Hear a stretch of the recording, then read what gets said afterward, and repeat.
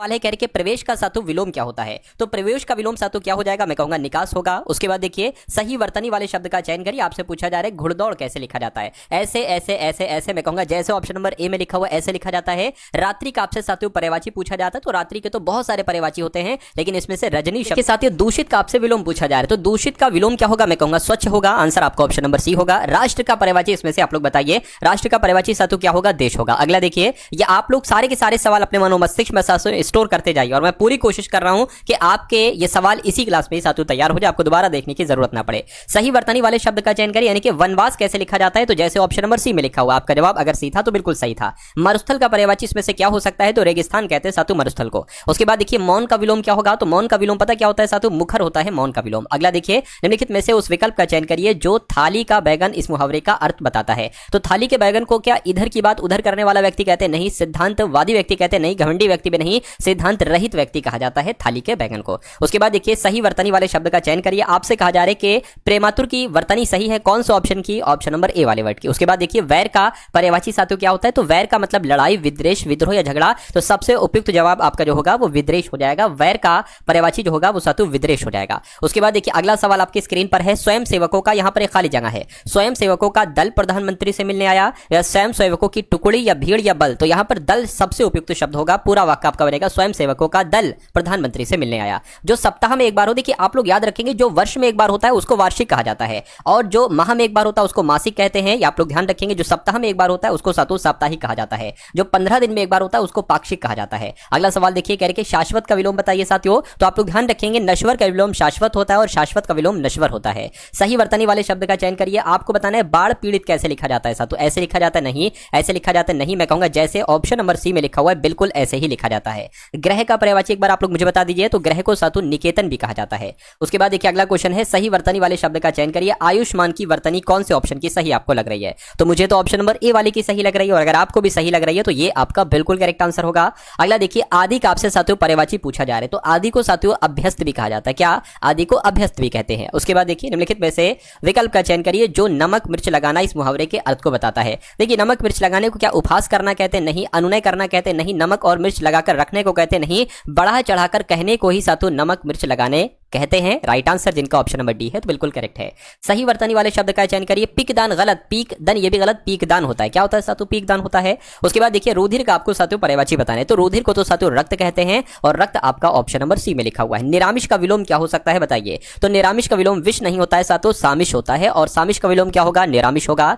गुप्त का विलोम क्या होगा सातु बताइए, तो गुप्त का विलोम क्या होता है, प्रकट होता है गुप्त का विलोम। उसके बाद देखिए वह कौन खड़ा है वाक्य में सर्वनाम का भेद आपसे यहां पर कुल मिला के पूछा जा रहा है। देखिए वह कौन खड़ा है, तो यहां पर क्या एक सवाल पूछा जा रहा है, तो एक प्रश्न पूछा जा रहा है, तो ये प्रश्नवाचक सर्वनाम हो जाएगा। राइट आंसर आपका ऑप्शन नंबर बी होगा। जो शब्द क्रिया की विशेषता बताते हैं उनको क्या कहा जाता है, तो उनको क्रिया विशेषण कहेंगे। जो क्रिया की विशेषता बताएंगे उनको क्रिया विशेषण ही तो कहेंगे साथियों। उसके बाद देखिए मोहन बाजार की ओर गया, वाक्य में रेखांकित शब्द आपसे पूछा जा रहा है, तो बाजार की ओर गया, तो ये क्या है साथियों, बाजार की ओर गया है ना, तो ये क्रिया विशेषता है, क्रिया विशेषण है बाजार की ओर। तो कुल मिला के आंसर आपका ऑप्शन नंबर ए होगा। निम्नलिखित वाक्यों में से किस वाक्य में सर्वनाम का अशुद्ध प्रयोग हुआ, सर्वनाम का सही प्रयोग नहीं हुआ है। वहां स्वयं यहां नहीं आना चाहती, इसमें सही हुआ है। आपके आग्रह पर मैं दिल्ली जा रहा हूं, ये भी सही है, कोई दिक्कत नहीं। मैं तेरे को एक घड़ी दूंगा, देखिए तेरे को मेरे को ये गलत होते हैं, तो ये गलत होते हैं, तो इसमें ही अशुद्ध प्रयोग हुआ है सर्वनाम का। राइट आंसर आपका ऑप्शन नंबर सी है।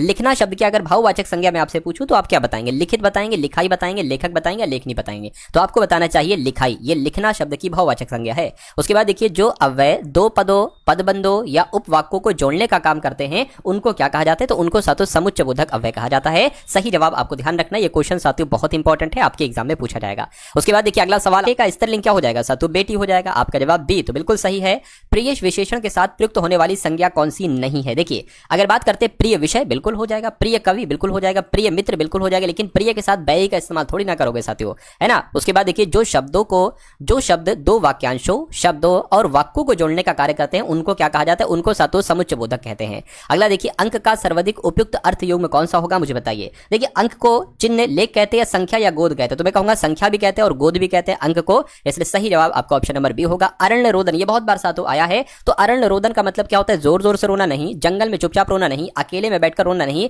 व्यर्थ में अपनी विपदा सुनाने को ही कहा जाता है अरण्य रोदन। अगला क्वेश्चन देखिए साक्षर का विलोम आपको बताना है साथियों। तो साक्षर का विलोम क्या होता है एक बार बता दीजिए। अनपढ़ होगा, सुरक्षर होगा, निरक्षर हो या अशिक्षित होगा। तो साक्षर का विलोम निरक्षर होता है। सही जवाब आपका ऑप्शन नंबर सी होगा। अपने मित्र को पत्र भेजते समय उसके पते के अंत में आप क्या लिखेंगे? तो आप क्या लिखेंगे साथियों? उसके मकान का नंबर, उसकी गली अथवा सड़क का नाम, केवल उसके शहर का नाम या उसके शहर का नाम और उसका पिन कोड, शहर का पिन कोड। बिल्कुल साथियों, इस सवाल का जवाब आपका ऑप्शन नंबर डी होगा। अगला क्वेश्चन आपकी स्क्रीन पर है। प्रातः काल होने पर रात का अंधेरा मिट गया, रेखांकित शब्द का विलोम आपसे यहां पर साथियों पूछा जा रहा है।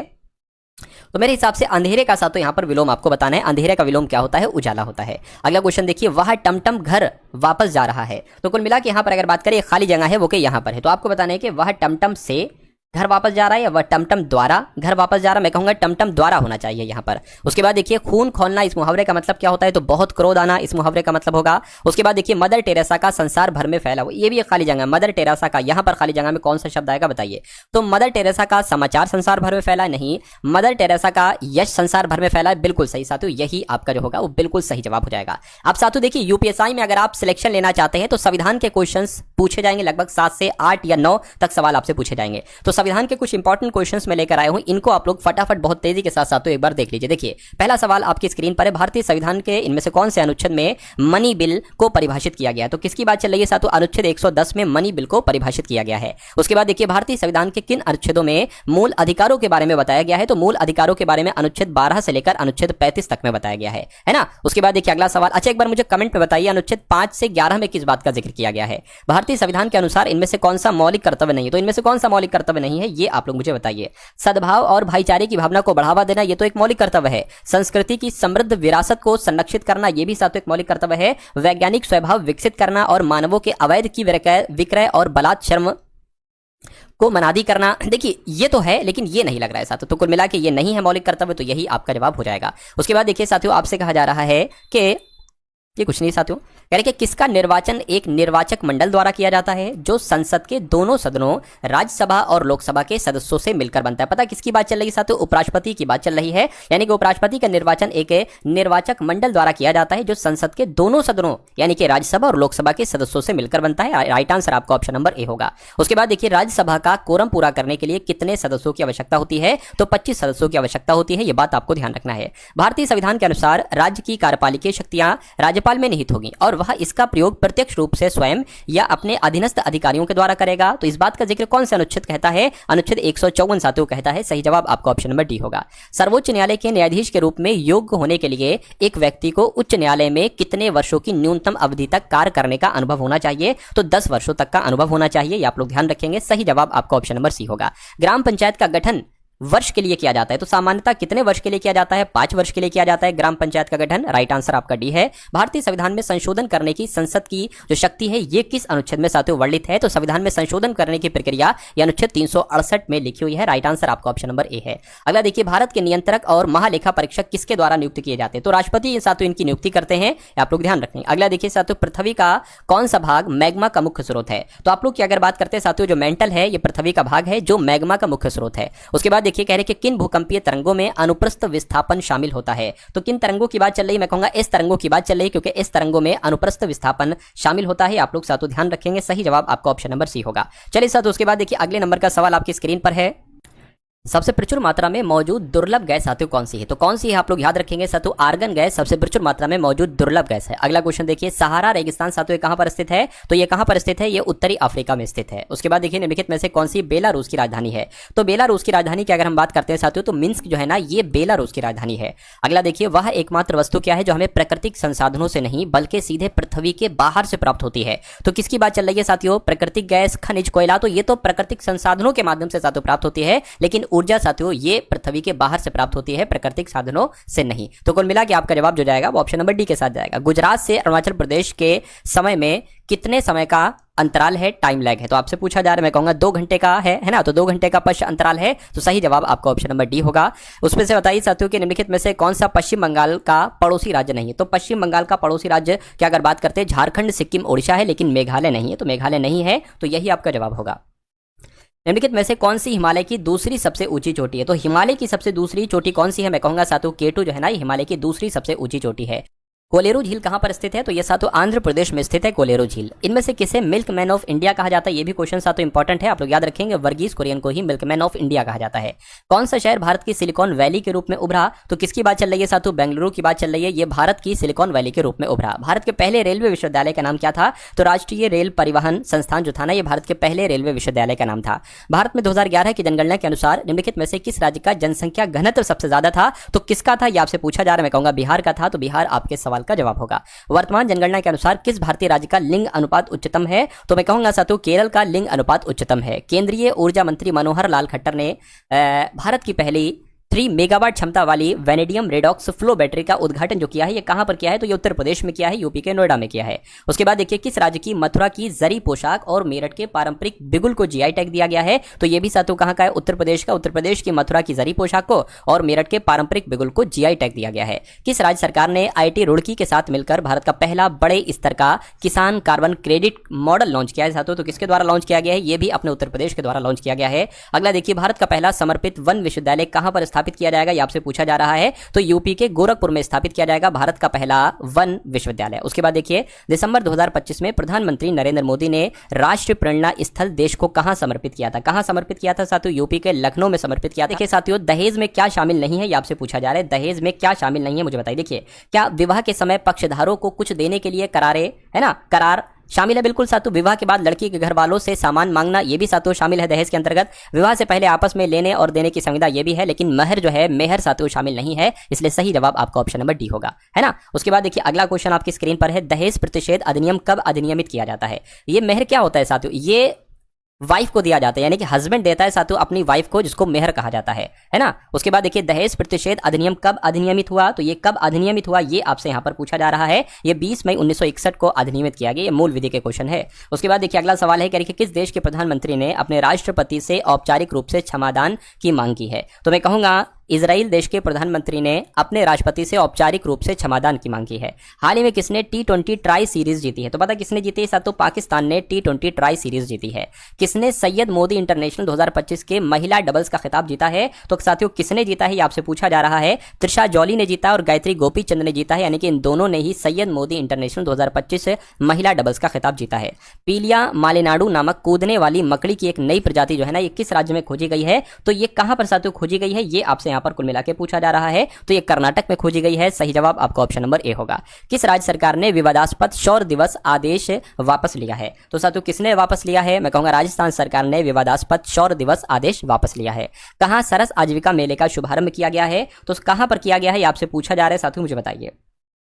तो नई दिल्ली में किया गया है सरस आजीविका मेले का शुभारंभ। बिल्कुल करेक्ट आंसर आपका ऑप्शन नंबर सी होगा। डोनाल्ड ट्रंप ने किस देश के लिए अमेरिकी हवाई क्षेत्र बंद कर दिया है? तो डोनाल्ड ट्रंप ने वेनेजुएला देश के लिए अमेरिकी हवाई क्षेत्र साथियों बंद कर दिया है। राइट आंसर आपका जो जाएगा वो ऑप्शन नंबर बी के साथ जाएगा। कहा जा रहा है कि ब्रदर को 86 लिखा जाता है, फादर को 58 और सिस्टर को 90 लिखा जाता है, तो मदर को क्या लिखा जाएगा? मुझे ऐसा लग रहा है कि इन सब का योगफल 86 आएगा या 86 के आसपास आएगा। देखिए बी 2 पर आता है, आर 18 पर आता है, ओ 15 पर आता है, टी 20 पर आता है और एच जो है ना वो 8 पर आता है, ई 5 पर आता है, आर 18 पर आता है। इसको जरा प्लस आप करिए। देखिए अगर बात करते हैं साथियों 2 और 18 20 हो जाएगा, 20 30 और 35 हो जाएगा, 35 45 और 55 हो जाएगा, ठीक है ना। 55 तो आपका ये हो गया और 8 5 कितना हो जाएगा? 13 हो जाएगा और 18 आपका ये हो गया। प्लस कर लीजिए इनको, 3 और 5 8 8 8 16 हो जाएगा। ये 6 7 8 86 आया है और यहाँ पर भी 86 लिखा हुआ है, तो मैं कहूंगा इसको भी हमें प्लस करना है। तो एम कितने पर आता है? 13 पर आता है, ओ कितने पर आता है? 15 पर आता है, टी 20 पर आता है साथियों और एच 8 पर आता है, तो पूरा 28 लिख लीजिए। आर 18 पर आता है और ई 5 पर आता है, तो ये कितना हो जाएगा? 23 हो जाएगा। तो कुल मिला के प्लस करिए साथियों। देखिए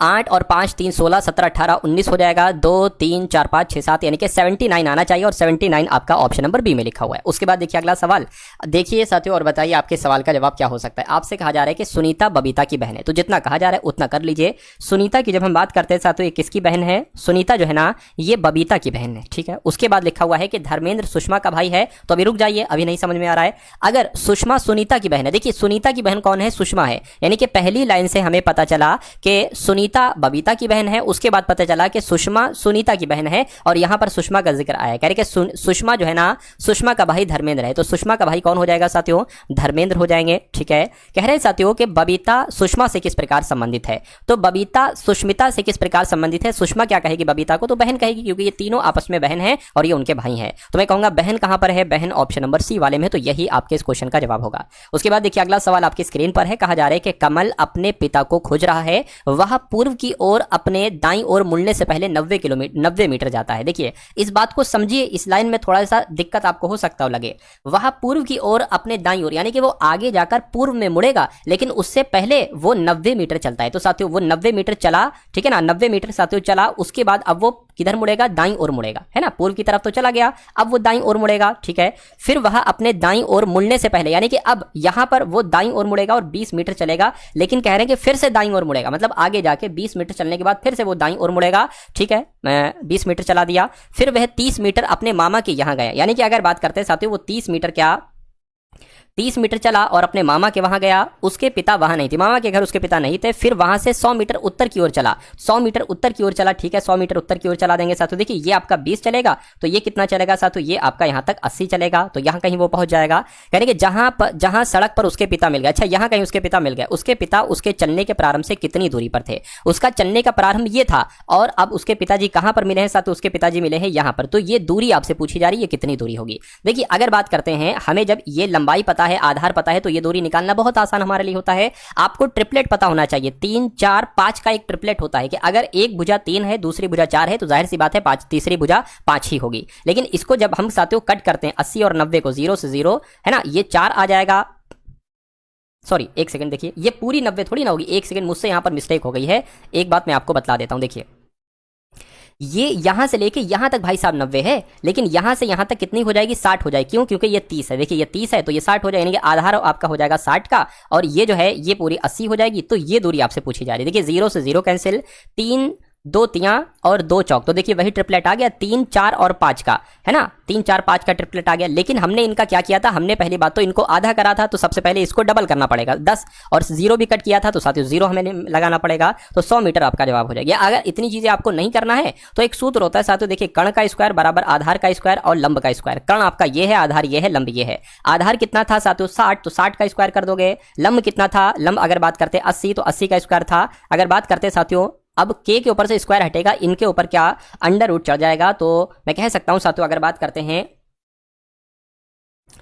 60 का स्क्वायर क्या हो जाएगा साथियों 3600 हो जाएगा, 8 का स्क्वायर क्या हो जाएगा 6400 हो जाएगा। इनको जब आप प्लस करोगे तो मेरे हिसाब से 10,000 आएगा, और 10,000 अंडर रूट में है तो मैं कहूंगा ये 100 बाहर आ जाएगा अंडर रूट के, तो कर्ण कितना निकलेगा 100 निकलेगा। दोनों तरीकों से मैंने आपको समझा दिया, अगर आपको दिक्कत लग रही हो तो एक बार इसको और देख लीजिएगा आप लोग, ठीक है ना।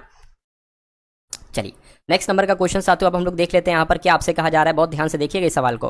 कहा जा रहा है आपसे कि LMNOPQRS एक वर्गाकार मेज के चारों ओर बैठे हुए थे, उनके मुख केंद्र की ओर नहीं है, तो जाहिर सी बात है केंद्र से बाहर की ओर साथियों उनके मुख होंगे। पहली लाइन को हम लोग हटा दें, कोई दिक्कत नहीं, हटा दिया, यानी कि एक वर्ग बनता है, एक वर्गाकार, है ना, जैसे बन गया, कोई दिक्कत नहीं। देखिए अब कितने लोग हैं साथियों, 1 2 3 4 5 6 7 8 लोग हैं साथियों, तो 8 लोग जगह बना लेते हैं। उनमें से कुछ कोनों पर बैठे, यानी कि कुछ कोनों पर यहां पर बैठे होंगे, यहां पर यहां पर यहां पर और यहां पर, और जबकि कुछ भुजाओं के मध्य में बैठे होंगे, यानी कि भुजाओं के मध्य की अगर बात करते हैं तो कुछ यहां पर बैठे होंगे साथियों। देखिए यहां पर यहां पर यहां पर यहां पर, ठीक है ना। आपसे कहा जा रहा है कि पी के ठीक दाएं एल बैठा हुआ है, तो पी के ठीक दाएं एल बैठा हुआ है, तो आप पी को कहीं पर बैठा लो, है ना। अच्छा सबका मुख केंद्र से बाहर की तरफ है, पी यहां पर बैठा, पी के दाएं एल बैठा है, यानी कि एल यहां पर हो जाएगा। उसके बाद देखिए साथियों एल के ठीक दाएं कौन बैठा है, ओ बैठा है, एल के ठीक दाएं कौन बैठा है, ओ बैठा है, यानी कि ओ यहां पर आ जाएगा, ठीक है। यानी कि एल और एस के बीच में ओ है, तो एल और एस के बीच में, एल और एस के बीच में ओ है, ये भी हो चुका है। यानी कि आर के ठीक बाएं एस बैठा है, आर के ठीक बाएं एस बैठा है, तो आर यहां पर बैठेगा, आर के ठीक बाएं एस बैठा है, ठीक है।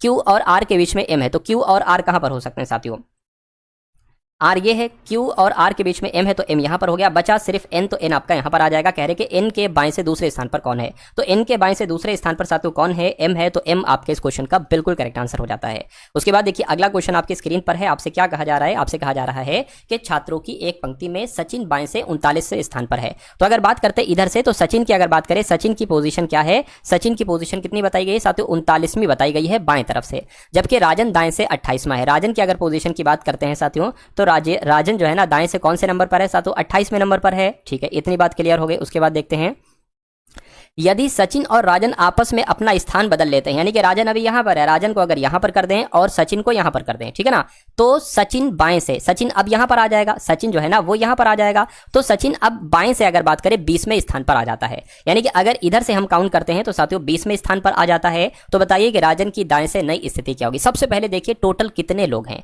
अगर सचिन यहां पर आ गया है, मैं कहूंगा इसकी पोजीशन क्या है 28वीं, यानी कि इसके इधर को 27 लोग होंगे और यहां तक सचिन 20वें नंबर पर है, तो 20 + 27 कितने होंगे, यही टोटल लोग कहलाएंगे। तो 47 इस पंक्ति में टोटल छात्र हैं, ये पहली बात आप लोग ध्यान रखेंगे, ठीक है ना। अब उसके बाद कहा गया है तो बताइए कि राजन की दाएं से नई स्थिति क्या होगी। राजन की दाएं से नई स्थिति आपसे यहां पर साथियों पूछी जा रही है। देखिए राजन कहां पर आ गया, राजन यहां पर आपका आ गया, समझ गए साथियों, राजन आपका यहां पर था ना, राजन आपका यहां पर आ गया, कोई दिक्कत नहीं है। तो अब साथियों यहां पर अगर हम लोग बात करते हैं, राजन की दाएं से स्थिति आपसे पूछी जा रही है, तो राजन की साथियों दाएं से स्थिति निकालने के लिए हमें दो चीजें चाहिए होंगी। क्या दो चीजें चाहिए, एक तो टोटल लोग कितने हैं, जो अभी हमने निकाला 47 है। अगर राजन की इधर से पोजीशन 39वें स्थान पर है तो इधर से क्या होगी, बहुत आसान है, इसमें से 39 घटाइए और एक साथियों जोड़ दीजिए, ठीक है ना। चलिए कोई दिक्कत नहीं, 47 और एक आपका 48 हो जाएगा, 48 में से 39 जब साथियों घटेंगे तो कितना बच जाएगा, 9 बच जाएगा। यानी कि अगर बात करते हैं तो बताइए राजन की दाएं से नई स्थिति क्या होगी, 9वें नंबर पर की होगी, तो 9वें नंबर पर की होगी, सही जवाब आपका सी होगा।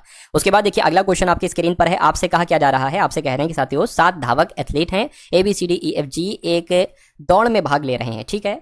E A से आगे है किंतु F से पीछे है, D केवल 2 धावकों से आगे है, G सबसे पीछे दौड़ रहा है, C केवल 2 धावकों से पीछे दौड़ रहा है ना, पहले स्थान पर नहीं है। कौन, ये यहां पर क्या लिखा होना चाहिए साथियों, F लिखा हो जाना चाहिए, यानी कि F पहले स्थान पर नहीं है। कौन सा धावक पीछे से चौथे स्थान पर है, देखिए 7 धावक हैं, तो सबसे पहले 7 धावक की पोजीशन बना ले, 1 2 3 4 5 6 और एक 7, ये हम आगे, यानी कि इधर को जितने लोग बैठेंगे वो आगे होगा और सबसे अंतिम वाला जो होगा वो सबसे पीछे होगा। चलिए कोई दिक्कत नहीं, यहां तक अगर आपकी समझ में आ गया तो बहुत अच्छी बात है। कहा जा रहा है कि A से आगे E है किंतु F से पीछे है, D केवल 2 धावकों से आगे है, यानी कि D की अगर बात करते हैं D यहां पर आएगा, सिर्फ 2 धावकों से आगे है और किसी से आगे नहीं है D। G सबसे पीछे दौड़ रहा है तो सबसे पीछे दौड़ रहा है, G यहां पर आ जाएगा। C केवल 2 धावकों से पीछे, C की अगर बात करें यहां पर आए क्योंकि C केवल 2 धावकों से पीछे है और किसी से पीछे नहीं है। उसके बाद देखिए कह रहे हैं कि F पहले स्थान पर नहीं है। अब देखिए F यहां पर नहीं हो सकता, तो F या तो यहां पर होगा या यहां पर होगा या यहां पर होगा, है ना। कौन सा धावक पीछे से चौथे स्थान पर, 1 2 3 4 यहां पर वाला पोजीशन आपसे पूछी जा रही है। अब इसको देखिए A से आगे E है, तो A से आगे E है किंतु F से पीछे है। अच्छा भाई, F से पीछे है, D केवल 2 धावकों से आगे है, G सबसे पीछे दौड़ रहा है, C केवल 2 धावकों से पीछे दौड़ रहा है, F पहले स्थान पर नहीं है। अब देखिए F पहले स्थान पर नहीं, यानी कि F की अगर बात करें यहां पर नहीं है, F यहां पर होगा या F यहां पर या F यहां पर होगा। F से पीछे है E जो है ना, अब यहां से हमें बहुत अच्छी लाइन पता चल रही है कि F भाई साहब यहां पर नहीं हो सकता है। E A से आगे है किंतु F से पीछे है। E जो है ना साथियों, E ये F से पीछे है, तो अगर मान लीजिए F को हम यहां पर बैठा लें और E जो है ना, ये E A से आगे है लेकिन F से पीछे है, तो साथियों E आपका यहां पर अगर कर दें, क्योंकि E जो है ना F से पीछे है और कहा गया है E A से आगे है, तो A यहां पर आ जाएगा। हो गया सारा कुछ सारा। A से आगे E है, A से आगे E है किंतु E जो है ना ये F से पीछे, ये बात यहाँ पर लिखी हुई है। अब बचा कौन सा, तो सिर्फ और सिर्फ B बचा, तो सारे के सारे बैठ चुके हैं। सवाल में पूछा जा रहा है कौन सा चौथे स्थान पर है पीछे से, तो मैं कहूंगा E है। तो E कहाँ पर है, E आपका ऑप्शन नंबर B में लिखा हुआ है। उसके बाद देखिए अगला क्वेश्चन आपकी स्क्रीन पर है, देखिए इस क्वेश्चन को साथों और बताइए आपका जवाब क्या होगा। आपसे कहा जा रहा है, देखिए अलग अलग चीजें हैं, 3 D और 16, 6 E और 14, 9 F और 12, देखिए ये अलग है, ये अलग है, ये अलग है, ये अलग है, 12 G 10 और 15 H 8। देखिए ये 3 का पहाड़ा चल रहा है, 3 एकम 3, 3 दूना 6, 3 3 9, 3 चौक 12, 3 पंजे 15, 3 छंग 18, यानी कि 18 यहाँ पर आ जाएगा, तो 18 यहाँ पर है, यहाँ पर है। उसके बाद 16 से 14 हुआ, 2 घटा, फिर 2 घटा, फिर 2 घटा, फिर 2 घटा, तो फिर 2 घटेगा, यहाँ पर 7 6 आ जाएगा। तो 18 यहाँ पर है, 18 यहाँ पर है, यहाँ पर 6 है ना। तो वैसे तो हमारा यही आंसर हो जाएगा, लेकिन अगर हम बात करते हैं, देखिए ये लिखा क्या है, ये लिखा है आपका D के बाद E, D E F G H, तो I आना चाहिए, I को 1 टाइप हो गया है गलती से, कुल मिला के ये I है। आंसर आपका ऑप्शन नंबर B ही होगा। उसके बाद देखिए साथियों कहा जा रहा है कि कथन आपके सामने और निष्कर्ष आपके सामने, सभी टेबल बल्ब हैं। तो मान लेते हैं साथियों क्या ये टेबल हो गया और सभी टेबल क्या है साथियों, सभी टेबल यहाँ पर साथियों बल्ब हैं, ठीक है। उसके बाद कहा गया है कि कुछ बर्तन बल्ब हैं, तो कुछ बर्तनों की अगर बात करते हैं साथियों, कुछ बर्तन बल्ब हैं, है ना, या कुछ बल्ब मान लेते हैं साथियों बर्तन है, तो कुछ इस प्रकार से यहाँ पर बन जाएगा। अब कहा आपसे जा रहा है, निष्कर्ष में आपसे कहा जा रहा है कि सभी टेबल बर्तन है ना, सभी टेबल बर्तन है। सभी टेबल बर्तन नहीं हो सकते, मैं कहूँगा कुछ टेबल भी बर्तन नहीं, तो गलत हो जाएगा। कुछ टेबल बर्तन है ना, कुछ टेबल बर्तन है, कुछ टेबल बर्तन है, कुछ टेबल बर्तन है या कोई टेबल बर्तन नहीं है। देखिए कभी अगर ऐसी कंडीशन आ जाए कि कुछ टेबल बर्तन है और कुछ टेबल बर्तन नहीं है तो मजबूरन हमें कौन से ऑप्शन का चयन करना पड़ता है, फिर या तो ये सही होगा या सातों ये सही होगा, यानी कि दूसरा वाला सही होगा या तीसरा वाला आपका सही होगा, ऐसा ऑप्शन होगा और फिर उसको आप लगा देना, वही आपका क्या होगा, वही आपका रियल राइट आंसर हो जाएगा। उसके बाद देखिए अगला क्वेश्चन है, कह रहे हैं साथियों इलेक्ट्रॉन, ए इलेक्ट्रॉन है, बी प्रोटॉन है, सी परमाणु, तो आपको बताने कौन सा आरेख बने, क्योंकि देखिए अगर बात करते हैं परमाणु के अंदर ही साथियों क्या इलेक्ट्रॉन भी आते हैं और प्रोटॉन भी आते हैं, तो कुछ ऐसा आरेख बनना चाहिए और ऐसा आरेख जो बना है वो है सिर्फ और सिर्फ ऑप्शन नंबर बी में बना हुआ है। अगला क्वेश्चन आपकी स्क्रीन पर है, देखिए और बताइए आपका जवाब क्या होगा। कहने कि अंग्रेजी वर्णमाला में बाएं से 10वां अक्षर, तो बाएं से 10वां अक्षर क्या होता है साथियों, जे होता है ना, बाएं से 10वें तथा बाएं से 18वें अक्षर, अच्छा बाएं से 18वां क्या होता है, आर होता है, तो इनके ठीक मध्य में कौन सा अक्षर होगा, तो J K L M N O P Q R हो गया, तो 3 इधर से कट करो, 3 इधर से कट करो, बचा क्या एन, तो मैं कहूंगा मध्य में कौन हो जाएगा, एन हो जाएगा और एन आपके इस क्वेश्चन का बिल्कुल सही जवाब हो जाएगा।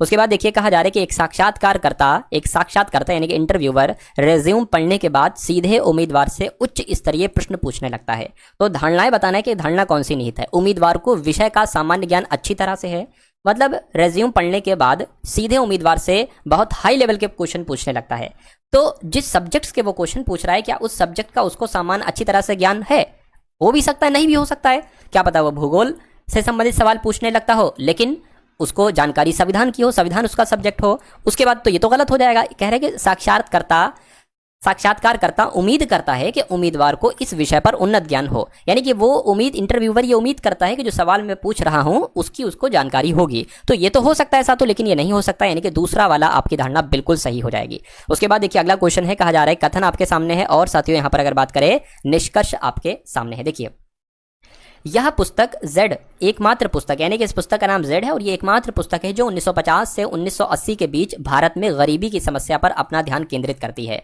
यानी कि Z एकमात्र ऐसी पुस्तक है जो 1950 से 1980 के बीच भारत में गरीबी की समस्या पर अपना ध्यान केंद्रित करती है, तो ये तो बात तय है कि इसके अलावा और कोई पुस्तक नहीं होगी जो 1950 से लेकर 1980 के बीच भारत में गरीबी की समस्या पर अपना ध्यान केंद्रित करे, है ना। तो 1950 से पहले गरीबी का कोई सवाल ही नहीं था, ऐसा थोड़ी ना, गरीबी का क्यों नहीं सवाल हो सकता, या 1950 से पहले गरीबी का कोई सवाल नहीं, तो ये गलत है। कोई अन्य पुस्तक 1950 से 1980 के दौरान भारत में गरीबी से संबंधित नहीं थी, ये साथ तो सही हो जाएगा, सही हो जाएगा, तो यही आपके सवाल का बिल्कुल सही जवाब हो जाएगा।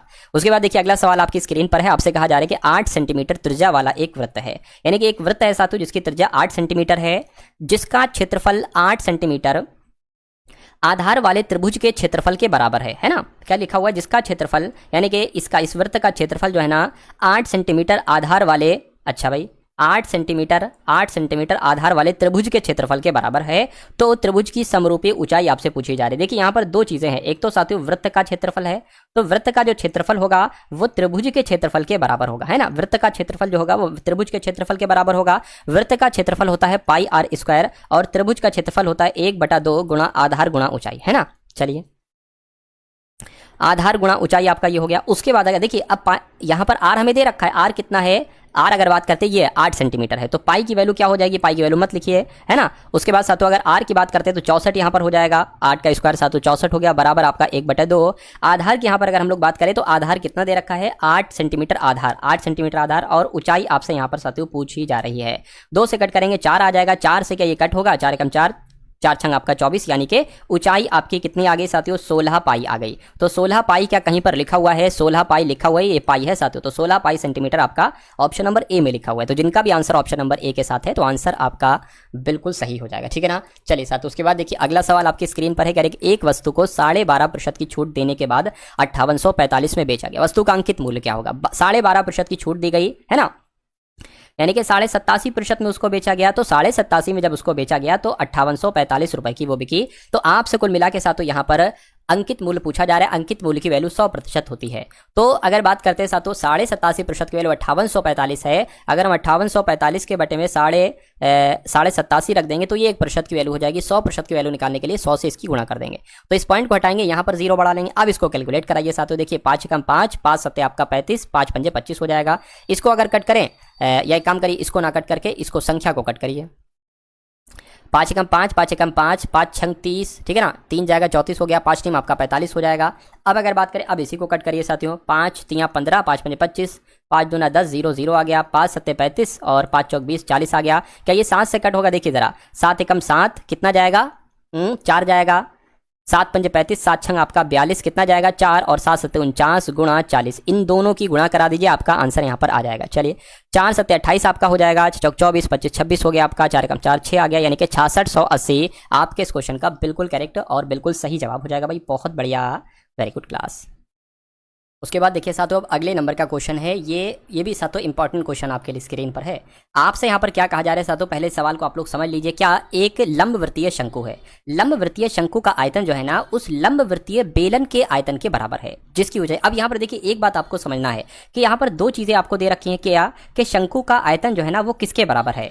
शंकु का आयतन की अगर बात करते हैं साथियों, ये बेलन के आयतन के बराबर है ना, बेलन के आयतन के बराबर है। अच्छा, दोनों का अब आपको सूत्र भी मालूम होना चाहिए, दोनों का आपको सूत्र भी मालूम होना चाहिए, जरूरत पड़ेगी, है ना। शंकु के आयतन की अगर हम बात करते हैं तो इसका सूत्र होता है 1/3 पाई आर स्क्वायर एच, और बेलन के आयतन की अगर बात करते हैं तो पाई आर स्क्वायर एच होता है।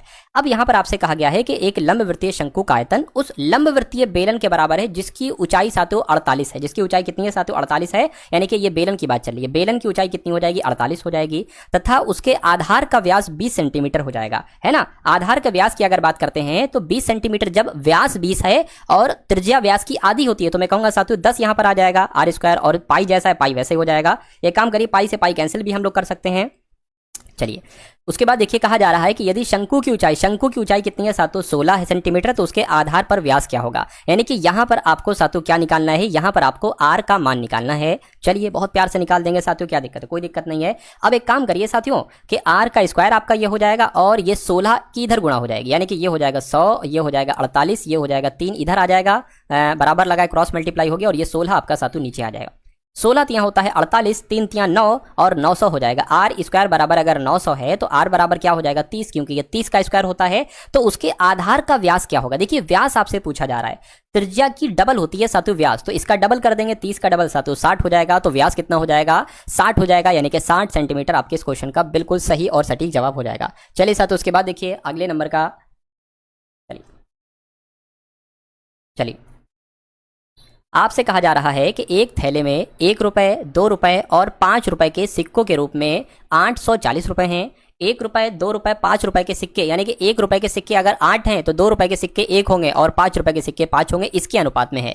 तो थैले में 5 के कितने सिक्के हैं? भाई साहब थैले में 5 के कितने सिक्के हैं? 5 एक्स सिक्के हैं। इसको हम एक्स भी मान सकते हैं साथियों। तो कुल मिला के आपको 5 एक्स की वैल्यू यहाँ पर बताना है, तो उसके लिए हमें एक्स की वैल्यू निकालना होगी। देखिए साथियों बहुत आराम से, अगर यहां पर हम लोग बात करें, देखिए ये क्या हो गया, इसको मान लेते साथियों 8x और ये x और ये साथियों 5x। अगर 1 रुपए के सिक्के 8 हैं तो मैं कहूंगा साथियों 8x ही हो जाएगा, है ना। प्लस ये 2 रुपए के सिक्के x हैं, यानी 1x हैं, तो यहाँ पर साथियों 2x हो जाएगा। प्लस 5 रुपए के सिक्के 5x हैं, यानी कि 5 पंजे 25x हो जाएगा। इन सब का जो मूल्य लिखा हुआ है वो ये लिखा हुआ है, यानी कि ये सब 840 हैं। जोड़िए इनको साथियों जरा, 8 2 10 और 25 35, यानी कि 35x की वैल्यू कितनी है? 840 है। तो x की वैल्यू निकालना है, क्यों? क्योंकि शुरू में मैंने आपको बताया था साथियों x की वैल्यू क्यों निकालना है। 7 एकम 7 पंजे 35 हो जाएगा, 7 एकम 7, 7 दूना 14 इतना आ गया, 5 दूना 10 हो जाएगा, 5 चौक 20, यानी कि x का मान कितना निकल आया साथियों? 24 निकल आया। थैले में 5 रुपए के सिक्के कितने हैं? तो थैले में 5 रुपए की सिक्कों की संख्या 5x है, तो 5x की वैल्यू निकाल लीजिए। x की गुणा साथियों 24 है, तो 5 गुणा x यानी कि 5 गुणा 24 कितना हो जाएगा? 120 रुपए हो जाएगा। तो थैले में 5 रुपए के सिक्के हैं 120, तो 120 आपका जवाब है। उसके बाद देखिए साथियों अगला सवाल, और आज की इस वीडियो का अंतिम सवाल आपकी स्क्रीन पर आ चुका है। अच्छा सवाल है, ध्यान से देखिएगा इस सवाल को। कहा जा रहा है कि 30 कर्मचारी और 5 प्रबंधकों का औसत मासिक वेतन 80,000 रुपए है। 1,80,000 वेतन वाले एक प्रबंधक को एक नए प्रबंधक द्वारा बदल दिया जाता है। यदि अब औसत मासिक वेतन 78,500 हो जाता है तो नए प्रबंधक का मासिक वेतन क्या था, ये आपसे पूछा जा रहा है। देखिए 30 कर्मचारी, मान लीजिए कोई कंपनी है उसमें 30 कर्मचारी हैं और 5 प्रबंधक हैं, है ना। तो मैं कह सकता हूं टोटल मिला के कितने हैं? 35 लोग हैं। यानी कि अगर बात करते हैं 35 लोगों की कुल मिला के औसत मासिक वेतन जो है वो 80,000 है। तो औसत कितना हो जाएगा साथियों? 80,000 हो जाएगा। अगर मैं आपसे पूछूं कि इन 35 लोगों का कुल मिला के सैलरी कितनी है, तो आपको क्या करना है? 35 गुणा 80,000 से कर देना है। तो 35 की गुणा 8 से कर दीजिए, 4 0 लगा देंगे, 8 पंजे 40 हो जाएगा, 8 तियाँ 24, 24 और आपका ये 28 हो जाएगा, यानी कि 2,80,000। क्या 2,80,000 ये 35 लोगों की साथियों कुल मिला के आए हैं। इतनी बात क्लियर है? ठीक है। अच्छा, उसके बाद क्या होता है 1,80,000, देखिए ये तो 35 लोगों की 2,80,000 है ना। 2,80,000 नहीं, ज्यादा आएगा क्या, देखिए 1 0, अच्छा ये हो गया और 4 0 ये हो गया, तो 5 0 आना चाहिए, 1 2 3 4 5। अब सही है साथियों। तो अब कितना हो जाएगा साथियों, अब आपका ये हो जाएगा एक तरीके से 28 लाख, यानी कि 35 लोगों की कुल मिला के आय कितनी है, 28 लाख है। होता क्या है, इसमें एक बंदा ऐसा है जिसकी आय 1,80,000 है, इसकी जगह पर एक दूसरा प्रबंधक आता है, नया प्रबंधक आ जाता है, इसको हटा दिया जाता है। तो सबसे पहले तो साथियों इन 28 लाख में से आपको है ना 1,28,000 1,80,000 1,80,000 को घटाना होगा, है ना, घटाना होगा। यदि अब होता क्या है ना, जब होता क्या है, जब इसको निकालकर ये वाला ऐड कर दिया जाता है तो अब औसत मासिक वेतन कितना हो जाता है, 78,500 हो जाता है। यानी कि लोग तो अभी भी 35 हैं, एक को हटा एक को निकाल दिया, लेकिन पहले औसत कितना था, 80,000 था, अब कितना हो गया साथियों, 78,500 हो गया। तो जरा हम ये देख लेते हैं कि अब जो एक बंदा हटा और दूसरा बंदा आया है, तो अब 35 लोग की अगर बात करें, इनका कुल मिला के आय कितनी है, तो आपको क्या कराना पड़ेगा, आपको 78,500 की गुणा आपको किससे कराना है साथियों, 35 से करा ली मैंने कैलकुलेटर से। तो वो अब कितनी आ गई साथियों, 27 लाख आ गई, 27,47,500 यहां पर आ गए। इतनी बात साथियों क्लियर है? चलिए कोई दिक्कत नहीं है। अब अगर बात करते 27 लाख, हाँ 27,47,500 है, ठीक है ना। अब देखिए सबसे पहले तो साथियों 28 लाख में से 1,80,000 को आप घटाइए, देख लेते साथियों कितना आता है यहां पर, है ना। 2,80,000 में से आपको कितना घटाना है, 1,80,000 साथियों आपको यहां पर घटाना है।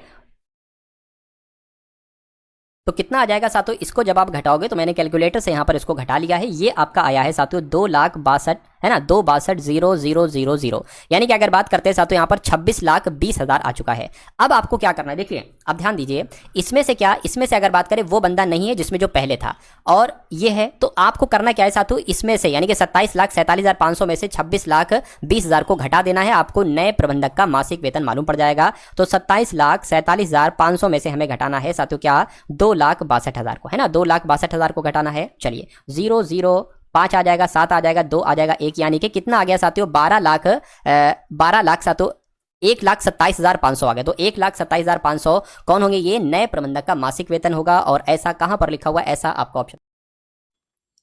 तो दोस्तों ये वीडियो आप लोगों को कैसी लगी कमेंट बॉक्स में जरूर बताएं। वीडियो अच्छी लगे तो वीडियो को लाइक करें और चैनल पर नए हैं तो चैनल को सब्सक्राइब करें।